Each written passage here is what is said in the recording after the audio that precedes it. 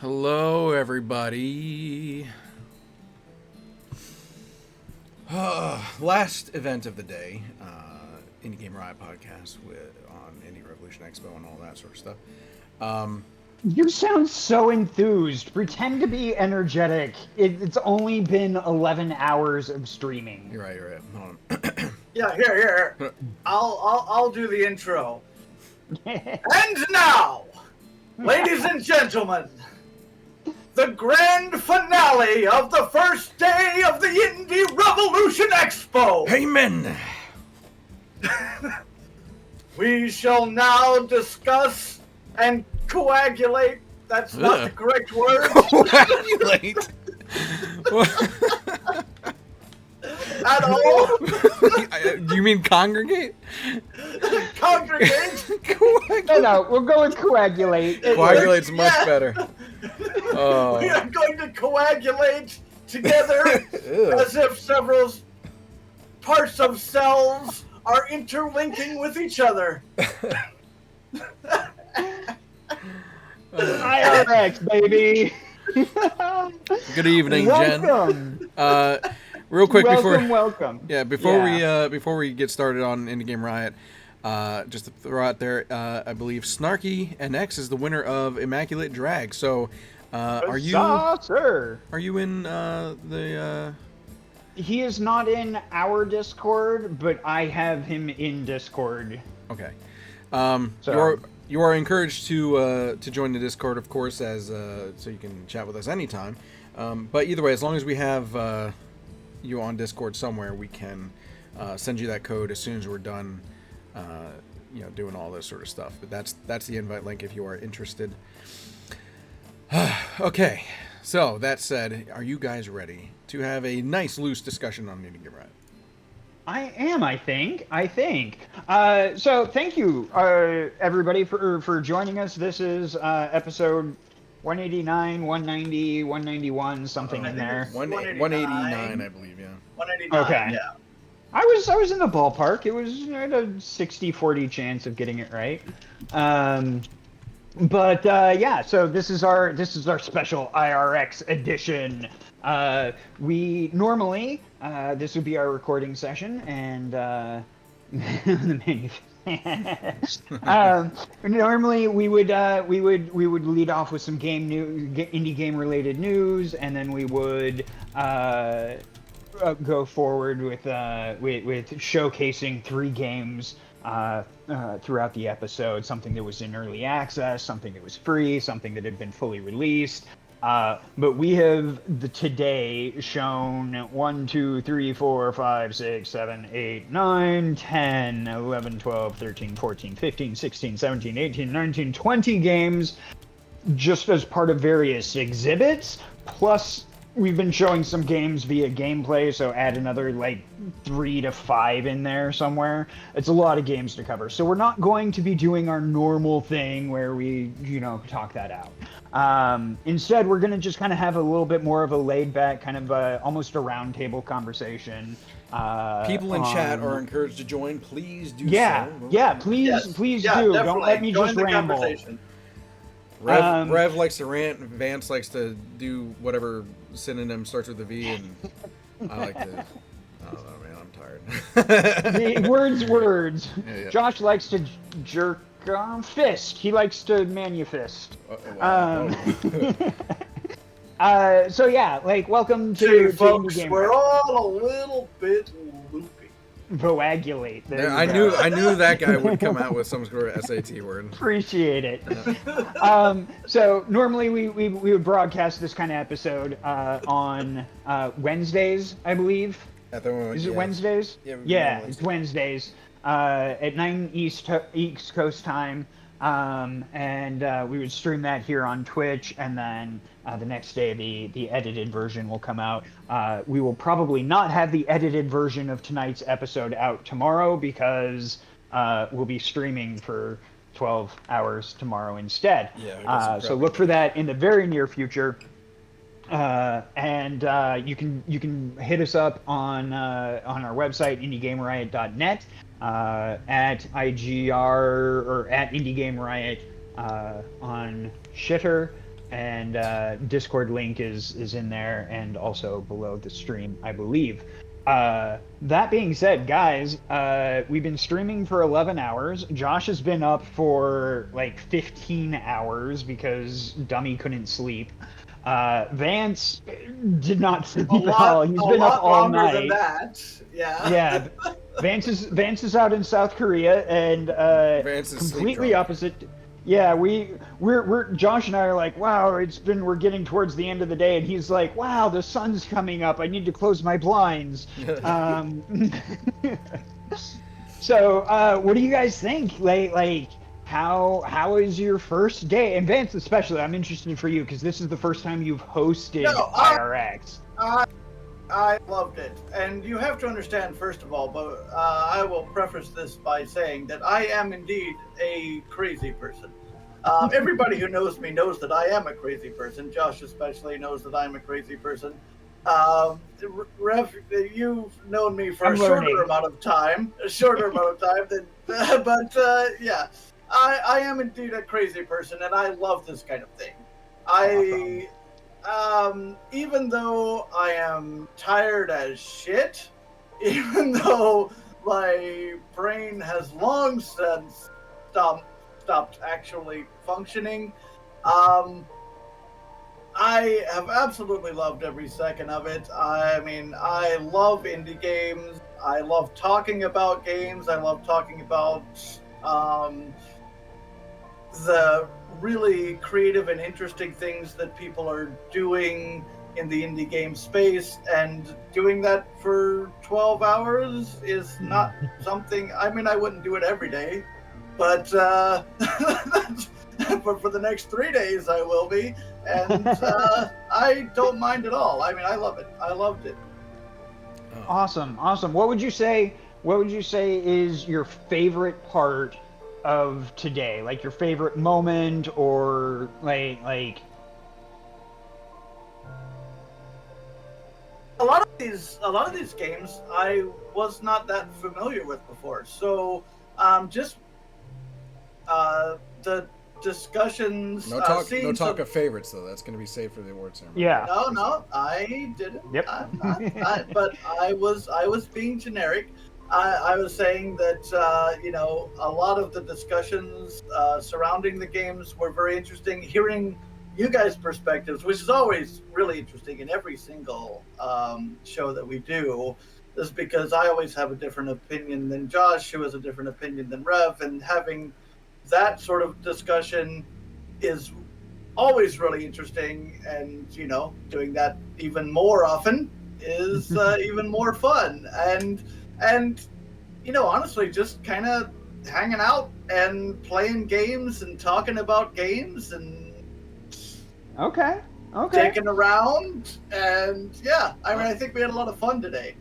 Josh, how about you? How do you think that the IRX day one has gone? Better than what was running through my head. I mean, we overcame some challenges, and then especially this morning with the audio issue, but it was quickly put to rest and took care of it. But part of my thing is too. I mean, I'm the one that's kind of controlling everything, so that's stressful on that end. But I'm also this month, man, is just between IRX. I'm coaching my kids' baseball team. We're in the process of moving. My daughter had a concert today. I was talking to you guys in between about that, and just a bunch of other stuff, and full-time job outside of voiceover and things like that. It's just a lot going on. So I've been super stressful. So that's part of it. But once we, like you said, Rev, once we got into the groove of things, I got comfortable, and it's doing good. And Vance, honestly, you said too, like why don't you just start playing games and relax? Even with the being exhausted and things like that, it's pretty fun just to hang out, because it's this is a digital convention, but honestly, for the three of us, so we can showcase all these games and things like that. But for the three of us, it's also just kind of a chill hang session in a way. Yeah. A very long chill hang session. Very, very long. But once we're in it, it's pretty nice. So. Okay, your favorite moment. or favorite experience so far today?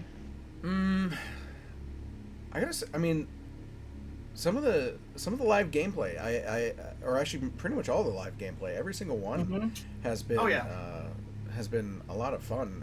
Games that I haven't had the chance to play yet. So I'm pleasantly surprised, and I'm looking, as we're going through all these games, and I'm looking forward to fighting with you guys into the middle of the night about who wins various awards. But yeah, it's been fun. How about you, Rev? I am thrilled that we are back. It is. It's been a while. It's been a while. It's been a while. It's been a while since we've done an IRX. Exactly. No, like I'm really glad. I do wish that like I had gotten my shit together a little bit earlier and maybe done a little bit more outreach. Like finding out that the entire social media landscape of the indie game sphere has shifted since the last IRX, and it was like, oh no. Like that's taken some getting used to. I'll be honest. Yeah, it's taken some getting used to, and it's like got to rebuild. Rebuild the contacts and the trust with the community, because a lot of people have moved out. A little bit of background is that, you know, we had over the course of 3 IRXs that we did previously, we had made a lot of really cool contacts, you know, a lot of friends that were making indie games. We still have a bunch of them. I mean, Lantana Games, Dan, you know, was in chat. Discrete Infinity, Ian, who we've known since pretty much the beginning. And they're still around making games, which is awesome. But a lot of people, you know, like we were talking about when we were playing Boss 101, unfortunately had to move on because of lack of success for whatever reason. So, you know, it sucks to see, one, because we care about them. You know, we want to see them succeed, but also, you know, all these people. Like I was going through Twitter manually through. I think we have a couple thousand followers through Indie Game Riot. And I'm like, gone. Accounts like been dead for years. You know what I mean? Like I can't like. So it was a challenge getting a hold of people because it's hard to like cold contact people. Let them know that we're back, and they're like, who the fuck are you? You know what I mean? Because we haven't had as much time to cultivate relationships. That said, I am pleasantly surprised with the turnout today. And I'm hoping it keeps up through the rest of the weekend. And a bunch of new people, whether they have signed up games or not, that have stopped in and hopefully are willing to come back and enjoy themselves enough to come back, that we can continue to grow relationships with and see in the future. And maybe even, you know, we were talking briefly about maybe even going to conventions or something like that, like we did previously with MagFest and Indiecade and Too Many Games and all that. Be really cool to be able to meet a bunch of you guys. You know, I've met up with Ian on several occasions to this point. So I think you guys would have a good time with him as well if we are able to meet up. He's up in Canada. It makes it a little harder for Rev. I don't know if you have a passport. I don't at the moment. But, I don't. But you know, just saying, it's a good time. So I'm hoping that this will grow and blossom as it did before, and I think it will, just based on today. It was very encouraging. So yeah. No, this has been a blast. To answer the question that I asked you guys, you know, favorite moment, I would have to say my favorite moment is we went live and we had nothing but audio problems. And that was just like, that's so classic us, where it's like, we did test. Like Josh was like, oh, we're going to do this test. We're going to make sure cameras are placed correctly. We got the overlays done. We got everything. And he's like, yeah, here we go. nothing, man. It was like OBS fucked us, and it was just it was at that moment some setting in there that had turned itself off or something like that. I don't know. Yeah, and like that moment, it was like a moment of pure panic, where it was like, oh no, we're gonna be like 3 hours trying to troubleshoot Josh through OBS, and we're doing it remotely. I'm proud of myself for keeping my cool. I was. And then he got it. Yeah, and then you got it taken care of, and it was like, okay, you the whole time. To be honest, I trusted you the whole time because I know you can figure things out, and Rev came in and did some trivia, ran some interference. We figured it out. I had no worries. Speaking of trivia, that's coming up tomorrow. We have a couple of blocks of trivia where you can win some small indie game packs. So keep an eye out for that, and it'll be fun. Rev really saved the day with something. I spent an entire day yesterday putting together like about 100 trivia questions, and some of these are fucking hard. like to give you an example of the 3 that I've used today. Which character or object from the Valve game Portal did the developers think was going to be super popular but wasn't? And the answer was Hoopy the Hoop from the very, very end. I didn't know that one. Yeah, no. There's a ring that like comes out of the dust at the very, very end, and it was named Hoopy the Hoop, and they were gonna order a bunch of merch and everything because they thought that was gonna be what was memed.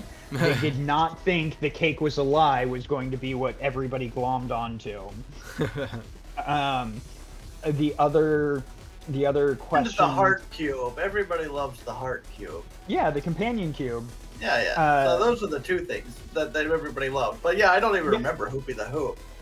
Nobody does because it was only it was literally in the last. It was a half second in the last 4 seconds of the entire game. Like that was it. It was just like, and they're like, haha, that's gonna be the meme. No. So yeah, no. Some of these are good. I'm looking forward to our trivia. Honestly, I'm just looking forward to all of this. We've got so much coming up, and I'm so excited. We've covered some really great games. I wanted to ask you, Josh. We have now done this.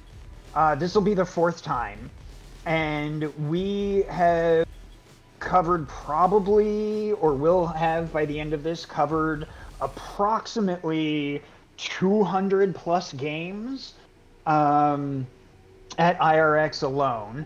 And we have covered at least 3 games an episode for 188 episodes. So that's another 1,000 games, whatever, something like that. I don't know. I can't Not quite count. that much. It's more like 700 to 800, but yeah. Okay, so we're nearing 1,000 games that we have covered. And you've kind of been the guy that, like, curates for the show and for IRX. So how do you judge an indie game to show on... I have dyscalculia, Ian. Numbers don't conceptualize for me. I mean, you remember that 45 minus 22 4 is 22. Yeah. Yeah. So the question, Josh, is how do you kind of look at games that are submitted to us and games that are suggested, and determine whether or not you want to show them? Because I know how I make the decision. I'm curious how you make that decision. So first step is just kind of how they come to me. You know, sometimes it's me just straight up browsing Steam and places like that. Sometimes it's games that I've picked up for somehow and I've played. Sometimes they get it suggested from people that I know, or even sent to us through email or something like that. Sometimes I'm also, you know, subscribed to a bunch of various PR companies lists that you know, will send out email shouts and stuff like that. So I get them that way.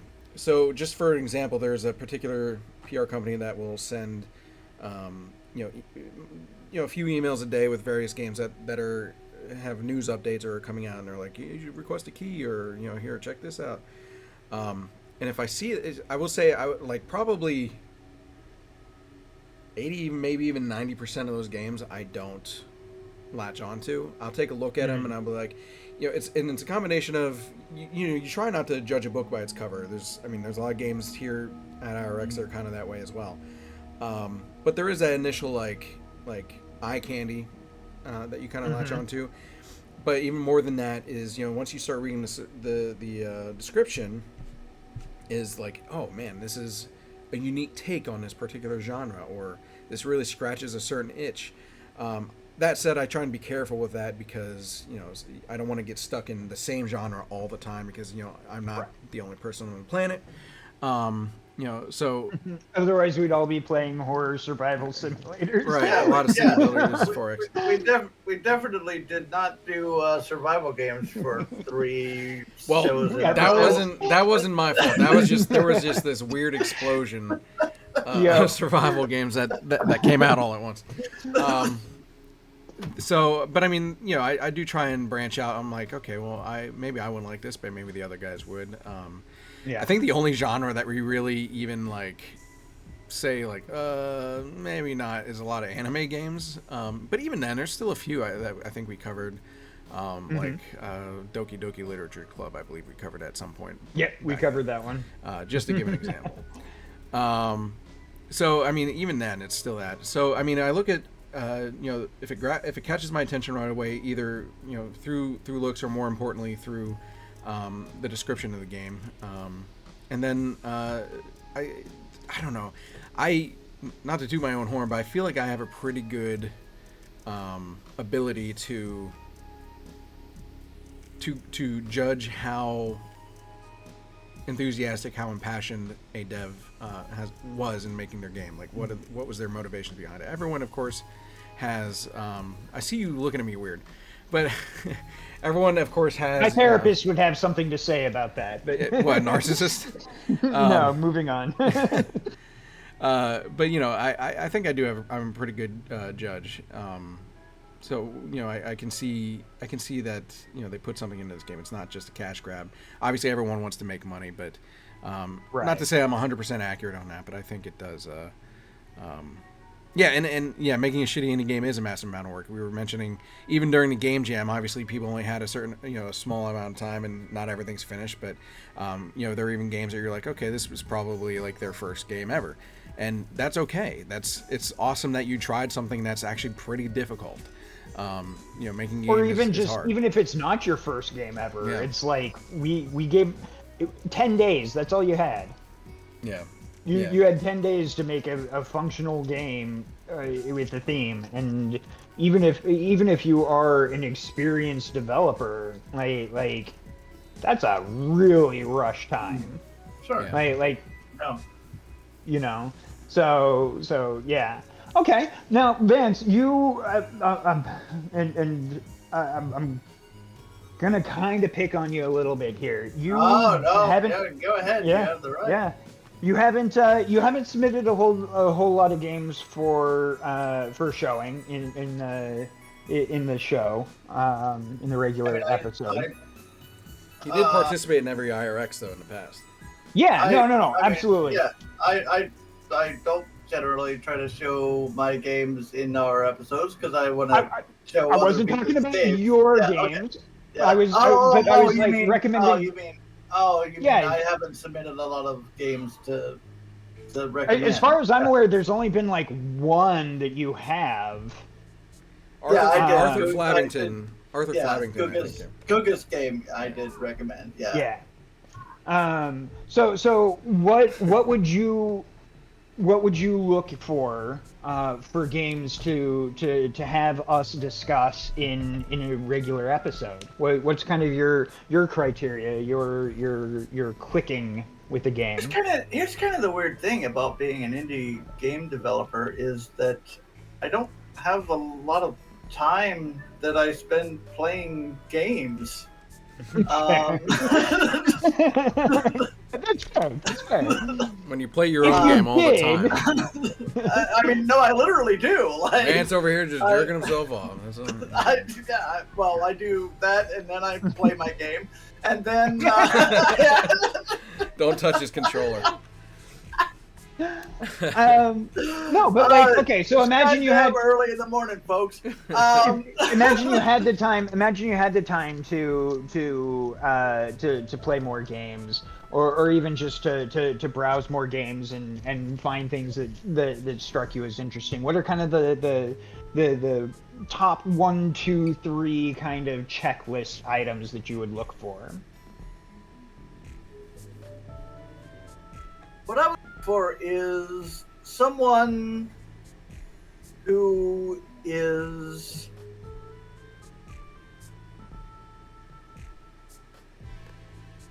well, okay, so I came up originally in the AGS community, Adventure Game Studio community. And most of the games that were made in that community were made by 1 to 3 people. Very rarely was a game made by any more than that many people. I didn't actually become very well known in the adventure game community until I had already switched over to Unity, and I started using Adventure Game Studio, which was developed by someone from the AGS community. Chris, I don't remember his last name, developed that. He's also from the AGS community, and he developed that for Unity. And I had already switched over to Unity, and when I started actually becoming a little bit known in the community, but the people that I know, like Dave Gilbert and Francisco and Guga recently, and the people that Marco, and I mean all of those people, the people that I know are people who make games with 1 to 3 people. And that's the kind of games that I would look for. And not necessarily adventure games. I mean, that's kind of the community I came up in. But, like, even if someone has, like, 30 people on their team, I kind of barely consider that an indie anymore. That's a company. Right? I mean, like, an indie game has less than 10 people. That garage feel. Oh, yeah. In my mind, discussion. In my mind, that is what I'm looking for. People who are so goddamn passionate that they are spending all of their free time developing this because of no other reason than that they love it. And I mean, that is what Dave Gilbert did. I mean, you look at Dave Gilbert right now, I mean, he's relatively successful. I mean, he is successful. I'm not relatively, he is successful. He's not a rich person, but he's successful, right? I mean, you look at Francisco Gonzalez, he's successful. He has made successful games. I mean,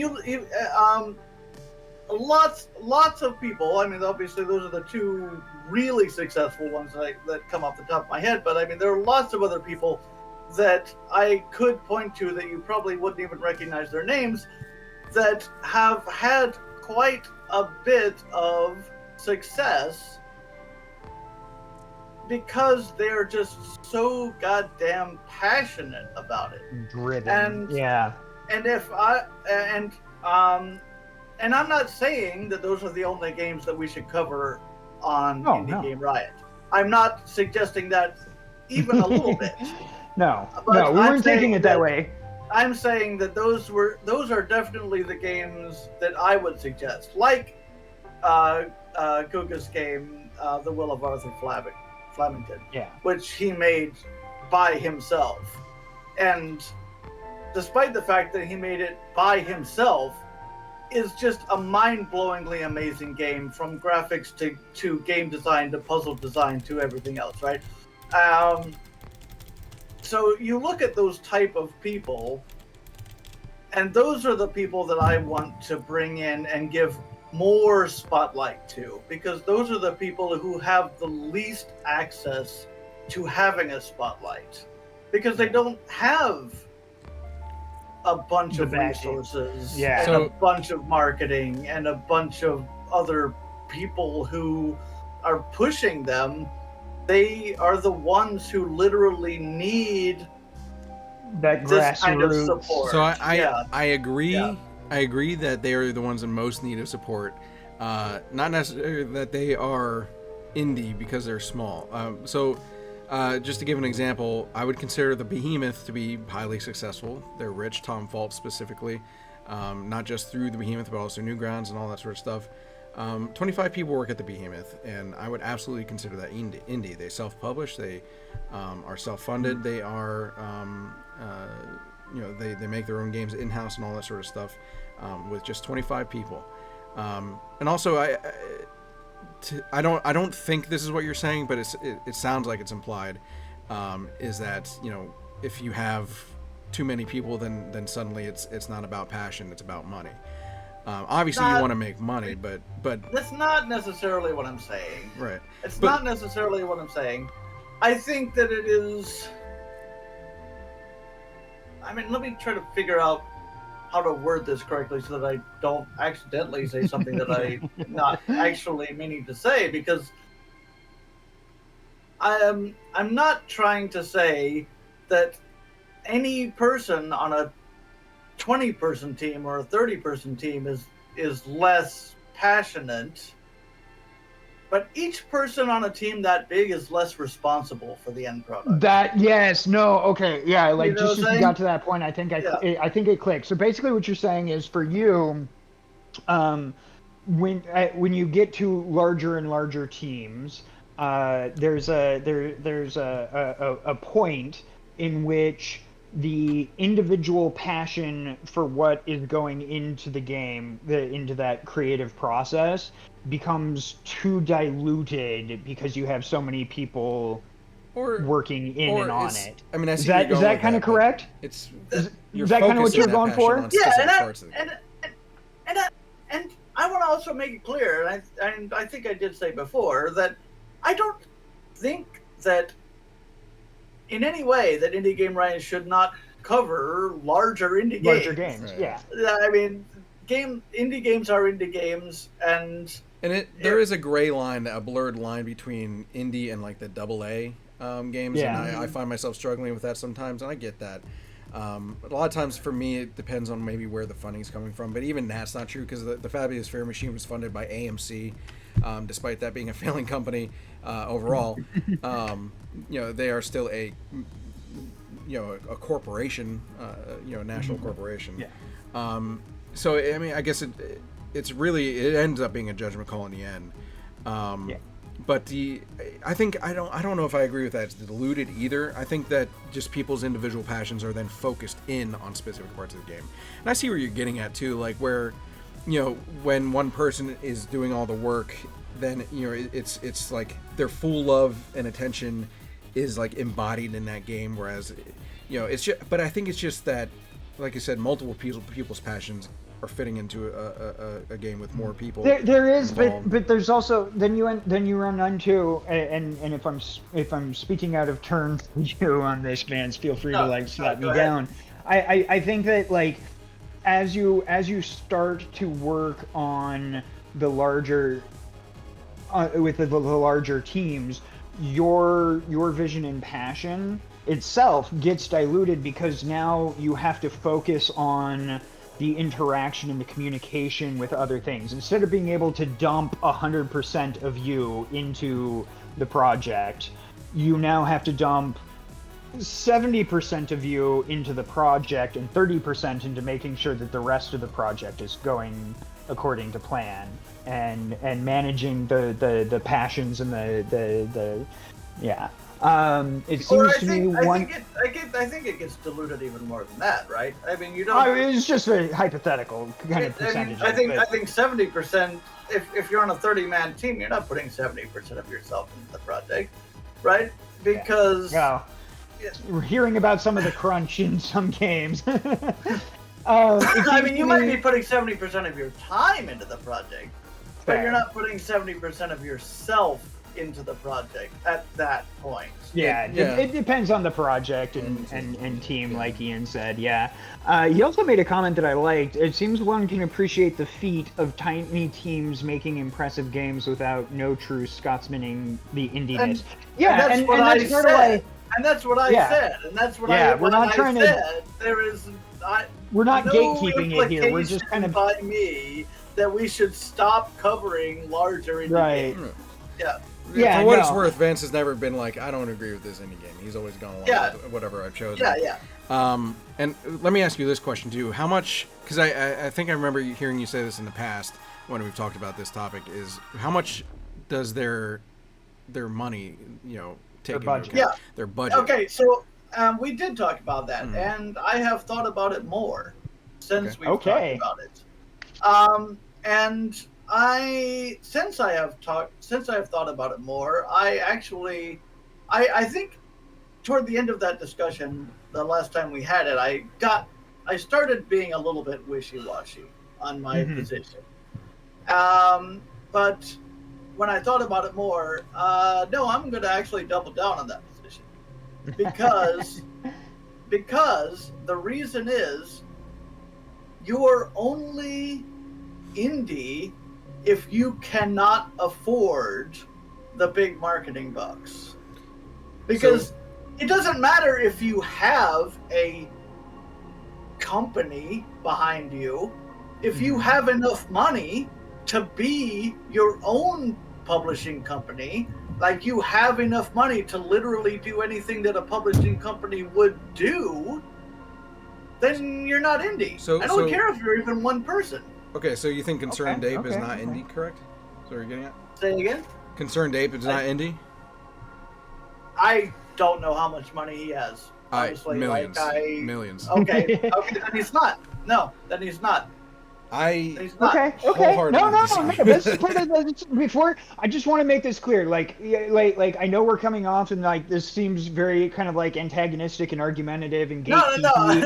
But I want to make it very clear. I'm not gatekeeping, but no. That's what I'm trying to say. I want it both to you and to the audience. Like we're not arguing this. We're one of the themes that we were talking about for our discussion point tonight, like the very first one, was what makes an indie. That's right? always a discussion we have every year. And we have this every year, at least once a year. We kind of talk about like what that is and what has happened over the years. Ideas have solidified, others have atrophied. Between a wealthy indie dev and a AAA studio that are being considered here. Oh, absolutely. Yeah, we're kind of spitballing this. We don't have a script or anything. Nobody's put any like super serial thought into this, and we're putting each other on the spot. So yeah, like winning a grant or something. No, I wouldn't take. No, I would say you'd still be indie in that case. I mean, even if you take it literally, like the definition of independent. Right. Yeah. The definition of independent does not mean poor. But I think that's a terrible definition when we're actually considering what we are trying to do. Right? I can see that. Okay, like what are we trying to do? We are trying to put a spotlight on people who are passionately making projects and maybe don't have the marketing budget or the reach to get that game out to as many people as a AAA or anybody else could, right? I mean, what? I mean, we could talk about Baldur's Gate 3, but why would we? Because everybody already knows about it, right? I mean, that's obviously like the big example, right? It's I mean, we talking about marketing budgets though, like because think about Devolver, right? They have the money to, in your definition, to say, they're not indie because they back a lot of, they have millions of dollars. They back the people that they publish, and even though they're pretty much considered an indie publisher. But Devolver has a lot of different products. Right. So, I mean, a lot of different products. What I'm saying so is they're that not they have giving, the like, they have the budget. billions of dollars to each one of them. But they have the budget, they have the reach. Let's be honest. If Devolver reaches out the IGN's going to latch onto it. That said, not every single one of their games, I would say probably the majority of their games do not really land as well as I think they're probably hoping. I mean, hell, look at Dropsy. Dropsy was published by Devolver. I think Dropsy was a very successful game. Successful to a point, but that man's not making that much money. I can tell you that. Jay, he's doing well for himself. He's not a billionaire. Yeah. But I mean, I know Jay. He's not even 100,000 I don't think. I mean, I've talked to Jay like quite a few times actually at conventions. Yeah. Like, he's not doing bad. No, he's not. But I'm saying is that when you're talking about like these highly successful, like Concerned Ape or someone like that, he's nowhere near that. And I think as far as Devolver is concerned, Dropsy was not that successful. Matter of fact, when we interviewed him, Dropsy was very successful. Hypnospace Outlaw was very successful. Hypnospace Outlaw was more successful. When we interviewed him, when Dropsy released, he was not super enthused about its reception. People, I mean, it was well liked, but it was not well. It was not super successful financially. According to him, maybe it's changed over time since Hypnospace Outlaw. But let me make one thing clear. I think that Jay is actually indie, so and he's not of the the realm that that I'm talking about. That makes you not indie. Jay is definitely indie. But he got backed by a major company. I mean, Devolver is rich. They can back you with quite a bit of money compared to what most indies have. Is my point. And also Ian makes a point about shareholders too and mega corporations. I don't know. I don't see his situation as being to the extent of being, bringing him outside of the indie space. Okay, so we're gonna take that. We kind of have we kind of have some of the ideas as to what we're each looking for and looking at. I'm gonna answer that same question. What do I look for? I look for something that I can get passionate about, something that excites me, something that I think brings something unique to the table, or something interesting to the table. Those are kind of the games that I look at, and then how to phrase this without sounding bad. There's a level of jank. I was gonna say the last game that you fucking suggested to us was that Penguin game, and it was so good. I don't know what you're talking about. No, like it's like there's a certain feel to a game, right? Where you can look at it and you go.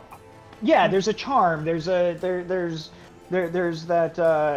What do the Spanish say, or the je ne sais quoi? I don't know. That sounds right. I think that's French. Yeah. I don't know. But like there's a thing. There's a feel to it. And then I do a little bit of a dig into kind of who they are. It's kind of like pornography. I know it when I see it, and it's easy enough to kind of look at it. There's a feel to it. There's a genre. You can tell when something is an indie project. Usually, I'll be honest, like the easiest way is like I'm on the game dev subreddit, and I'm like the Discords, and I see people that are like, hey, I'm working on my game right now, and it's like, oh, I like that. So we get stuff like that together, and it works for me.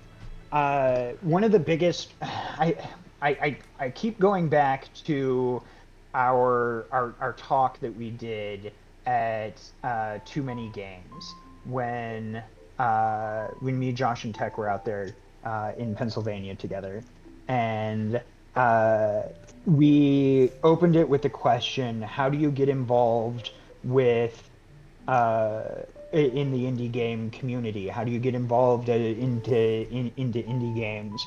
And the answer is you are like if you play an indie game, if you go to itch and download a game, if you if you download a demo and then wish list something that then gets full released, and you help, and because of your wish list that ticks them over. Like, people have done some serious algorithmic investigation into wish listing, and there is a very definitive number of wish lists that a game needs to have in order to start getting algorithmic attention.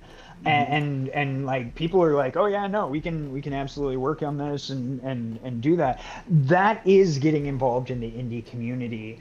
I think if I were to sum up the entirety of what is indie for me, it would be it's not one of the big names, if that makes sense. Right? Like, it's not a Bungie, it's not an Activision, it's not a Blizzard, it's not somebody that has a 20-year history of making some of the best games. Of making money off of other people's backs. Well, I mean, but a lot of that... No, like, I'm even keeping that because, like... Yeah, well, yeah, exactly. I mean, there's an element to it of that. But there's also,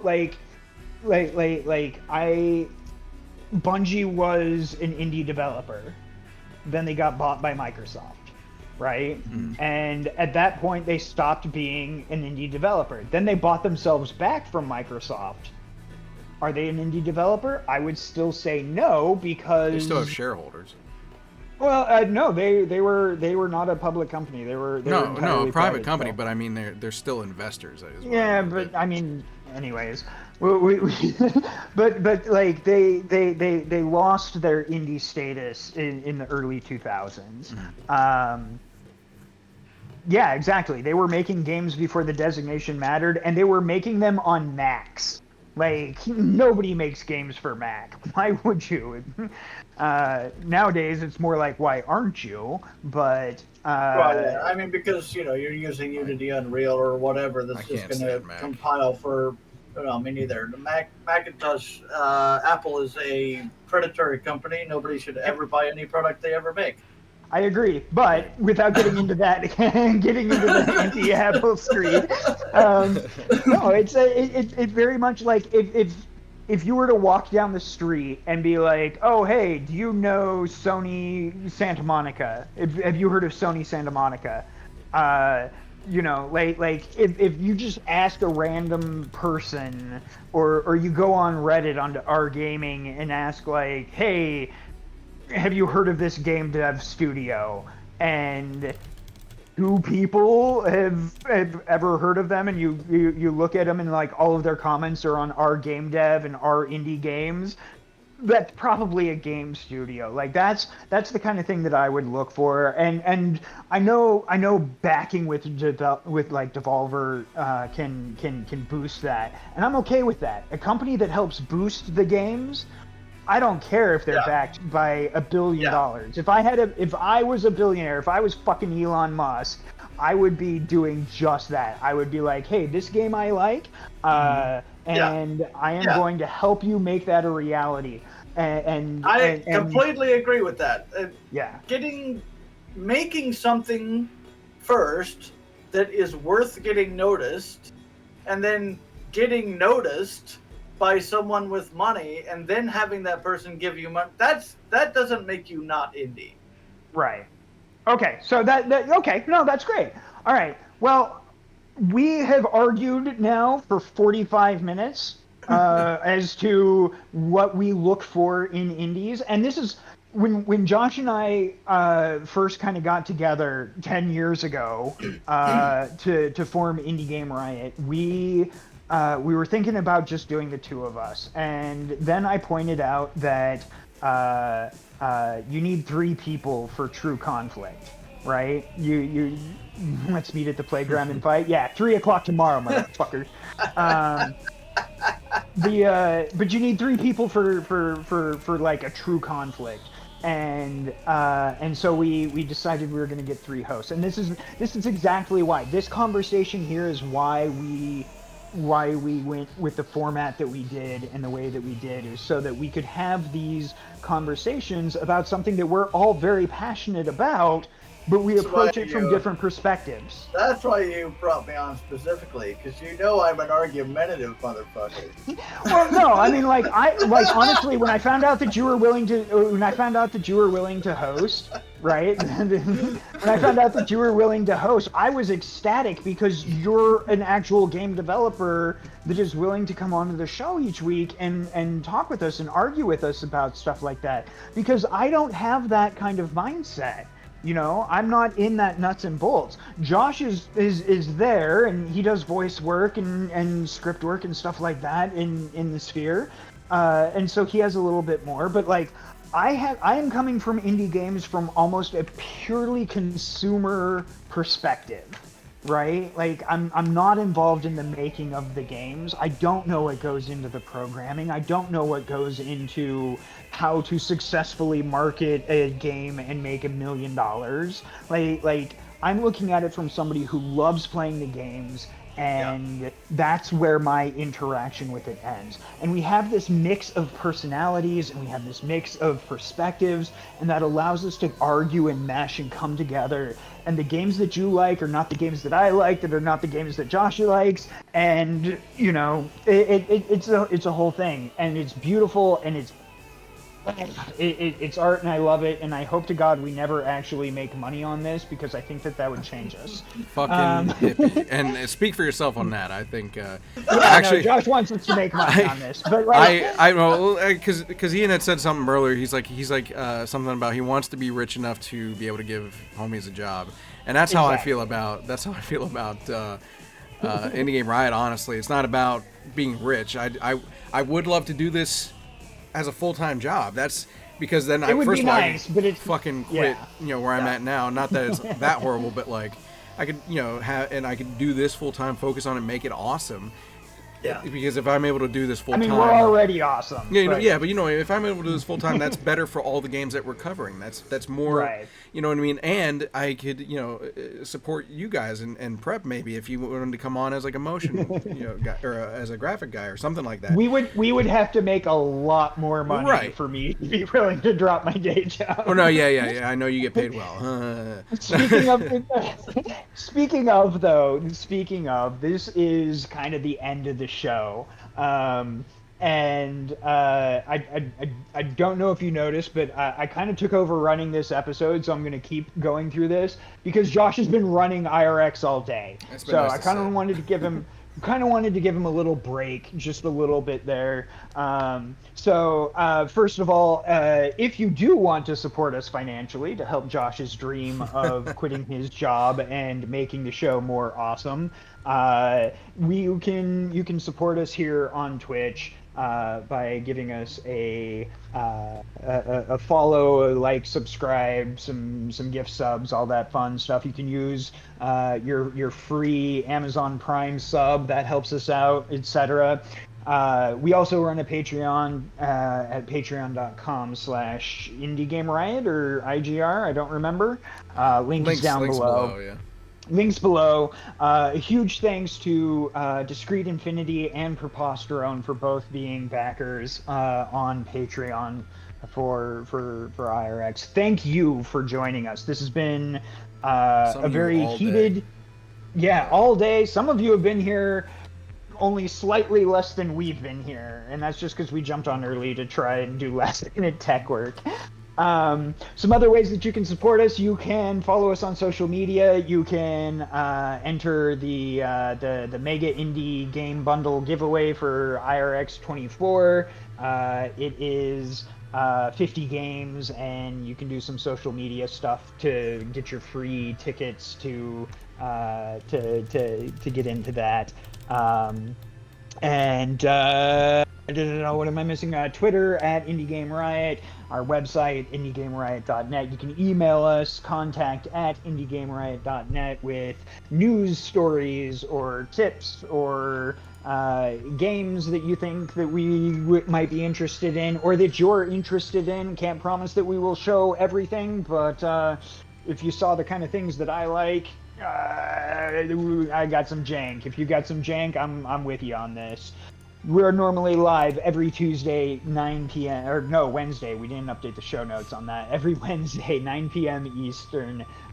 Here for the time being on that one, like I said, for the time being, it'll shift as schedules happen. Yeah. We'll probably go back to Tuesdays once baseball season's over. That's the big kicker on that one. That's the big one right now. Although, because you're coaching the kids. It's on Tuesdays for that. So okay, is it your son or your daughter? My son. Your son? Okay, so you have to do me a favor. You need to show up to practice, because I assume your son goes to practice with you. Mm. Yeah? Like you're driving him to... Yeah. So you need to get to practice late and then make your son run laps for being late. Please do that. You have a zero tolerance policy on being late to practice. I yelled at the kids at the last game, full on. Everyone at the game stopped, including the umpire, the other team. Because they were fucking around on the bench. We were losing, and that's not the problem. That's, it happens. That's not why I was upset. But if you're losing and you're fucking around instead of at the same time, they're kids. No, they're at a level now where they should be able to lock in a little bit.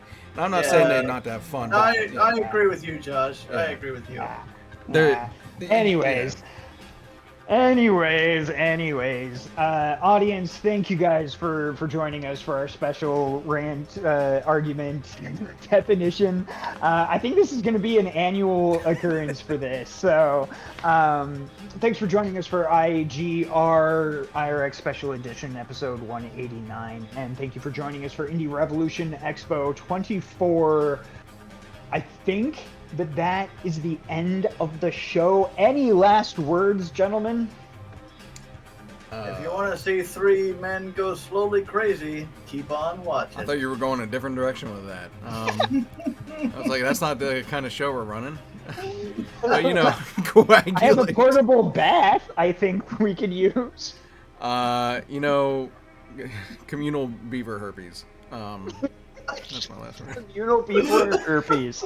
Yeah. Folks, we are going to sign off before it gets too much worse. Join us tomorrow right here, twitch.tv/JoshandYah. We've got another 12 hours of streaming that we are going to be going 10 a.m. Eastern with our opening remarks and game exhibit number 4, some gameplay, some trivia, some more games, live gameplay. It's going to be fun.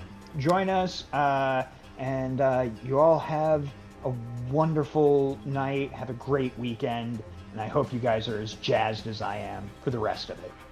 See ya.